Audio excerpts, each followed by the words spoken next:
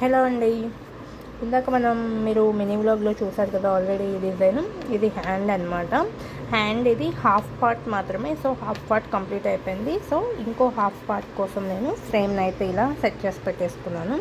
చూస్తున్నారు కదా, మనం డిజైన్ వేయడం ఎంత నీట్గా వస్తుంది అనేది మనం ఫ్రేమ్ పెట్టుకునే దాని మీదే డిపెండ్ అయి ఉంటుంది. సో మనం ఫ్రేమ్ని మాత్రం పర్ఫెక్ట్గా ఇలా సెట్ చేసుకోవాలి. ముడతలు రాకుండా క్లాత్ నీట్గా, అలా అని మరి గట్టిగా లాగకూడదు, క్లాత్